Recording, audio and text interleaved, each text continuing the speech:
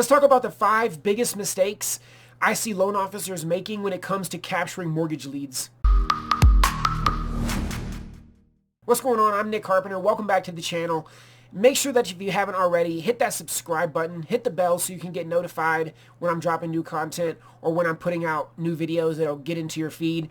Interestingly enough, if you're depending on when you're watching this, right? Man, I was trying to do a video a week in 2025 and totally failed on that. So I only ended up putting out 11 videos for the entire year on YouTube, and man, that's pretty sad. But I'm doing better in 2026. I'm excited for this year, putting out new content, feeling fresh and invigorated.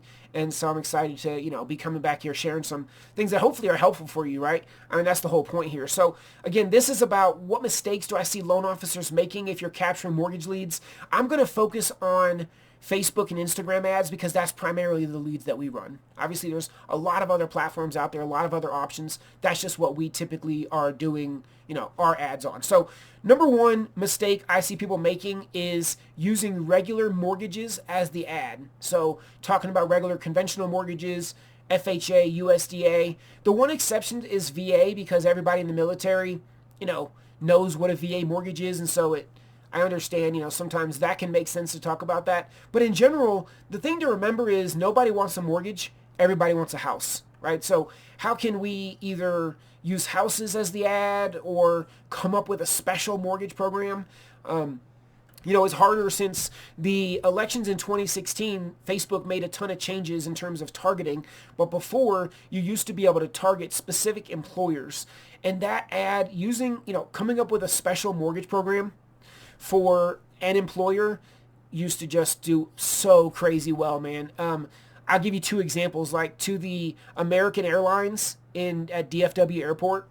That used to just do crazy good, man. We could get like actual clients for probably less than $100, something like that. And then also another one was the GM plant in Arlington, Texas. We used to run ads to people that worked at GM and we just fished that pond out for like 6 months. It was amazing. So anyways, it's tougher to do that nowadays, but the point I'm bringing it up now is because special mortgage programs, right? Somebody wants to feel like they're getting something special or limited or any of that stuff, right? Like look at every other company that has sales, limited time offers, and all this kind of thing. So we can sort of use that same slant, that same psychology.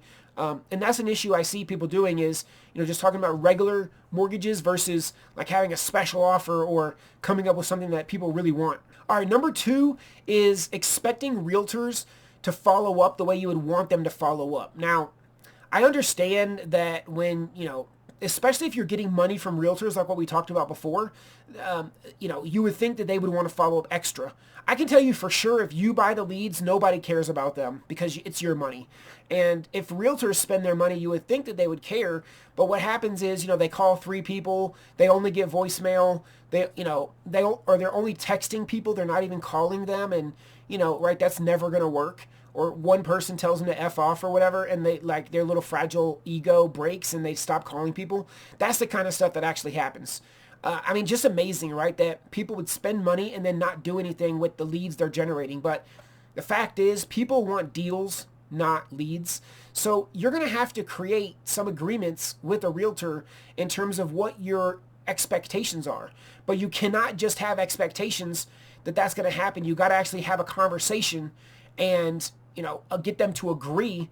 How many times are you going to call these people or what's your follow-up process look like, and hold them to it, because ultimately this is about making money, not just about going and running social media ads. So, realtors, that's a mistake I see is you're going to expect realtors are going to be super hungry, super eager to go out here and find the clients out of the leads, and they just don't. So just, always keep that in mind. All right, number 3 is going to be just relying on yourself and not having any kind of automation in place, okay? Really, it's just a recipe for disaster. People now, see, the thing is that back in the day, you could probably call somebody like 3, 4, 5 times and eventually get them as a client, right? But nowadays, people have to have way more contact than that. If I look at my own sales cycle, like what does it take me? How many times does a loan officer see me before they join the Legion? Man, I bet it's like 15 or 20, So you think about that, like how many times is somebody being exposed to you, and in how many different ways are they getting exposed to you right? Because if you're just relying on yourself, man, it's hard to stay focused on that if you're actually generating 5, 10, or more leads per day. Just relying on your manual work, it's going to get overwhelming really fast, and eventually, that process is going to break and you're going to stop doing it. So that's a huge mistake, is not having any automation that's going to be reaching out to the leads, whether that's through text messages, using AI, emails, all that kind of stuff, right? So that's number 3. Okay, number 4 is only relying on automation and not actually calling the leads yourself. Now, I know that sounds kind of backwards from what we just talked about, but having automation is super important, right? Because like we just said, it's going to take, what if it takes you 20 contacts with a lead in order to get them as a business, in order to get their business, right? Automation can be doing 2, 3 outreaches a day sometimes, and plus what you're doing, now you can get to 20 fast. If you've got to rely on yourself only, then it's going to take a lot longer, right? Now, also, you got to not only rely on the automation. Sometimes that phone call is what somebody's going to answer, right? And now you're going to get them, versus relying on text messages and emails, okay? Be proactive, right? Think about what are the times you could call people and get the highest answer rate so that you're not wasting your time.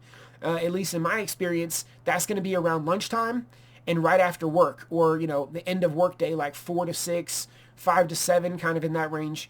I do recognize that is also dinner time, but man, I don't know. I mean, you can still get people to answer the phone. You never know what somebody's situation is. So it's been really good. Also, Saturdays has proven to be really effective. Like 10 a.m. to noon has worked really well on Saturdays to get people on the phone. So you need to be making outreach yourself. You can't just rely on the automation.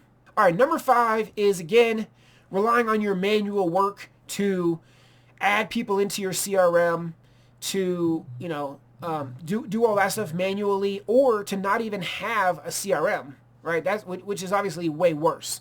If you're just working off of some sort of notebook or Excel spreadsheet or something like that, I mean, it's 2026, man, time to step up and get you a system that can help you with that. Obviously, I recommend Complete LO.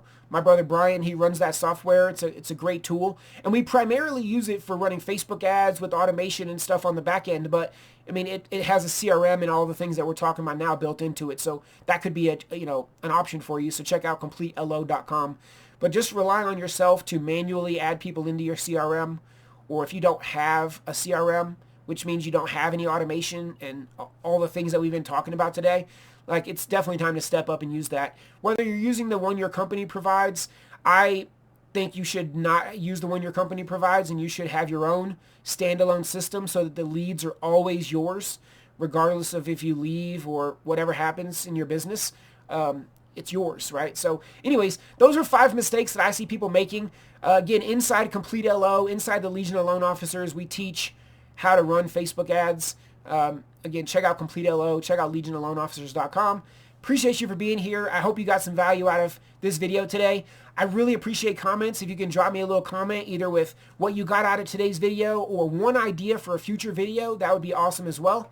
Again, really appreciate you for being here, and we'll see you next time. Later.